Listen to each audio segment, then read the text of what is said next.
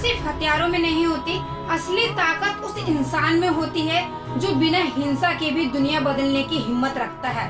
और यही सोच थी महात्मा गांधी की। गांधी जी सिर्फ एक नेता नहीं थे, बल्कि एक ऐसी विचारधारा के थे जिन्होंने दुनिया को ये सिखाया कि बदलाव लाने के लिए हिंसा नहीं, बल्कि सत्य और अहिंसा सबसे बड़ा हथियार होते हैं। और उनका पूरा जीवन इसी प्रिंसिपल पे आधारित था कि सत्य ही ईश्वर है और अहिंसा सबसे बड़ी शक्ति है। क्योंकि उनका मानना था कि अगर इंसान सच्चाई के साथ खड़ा हो जाए तो सबसे बड़ी ताकत भी उसके सामने टिक नहीं सकती।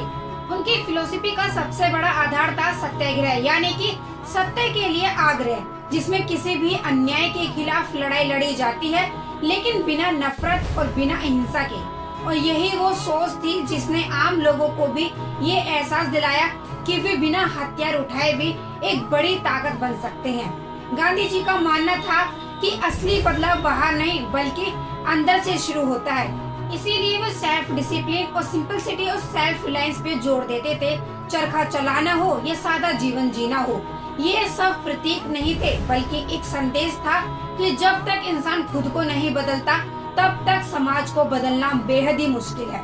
लेकिन उन्होंने ये भी सिखाया कि किसी भी दुश्मन को हराने का सबसे अच्छा तरीका उसे नष्ट करना नहीं, बल्कि उसकी सोच को बदलना है। और यही वजह है कि उन्हें ब्रिटिश शासन के खिलाफ इतनी बड़ी लड़ाई लड़ी, लेकिन कभी भी नफरत हिंसा का रास्ता नहीं अपनाया।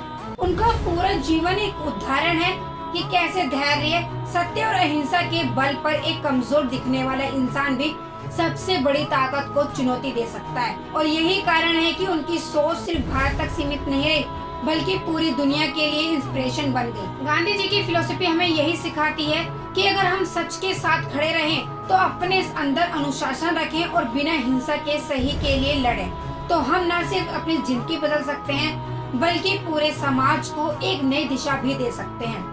ऐसे वीडियो देखने के लिए चैनल को सब्सक्राइब कर लें और वीडियो को जैसे तो शेयर करें, लाइक करें।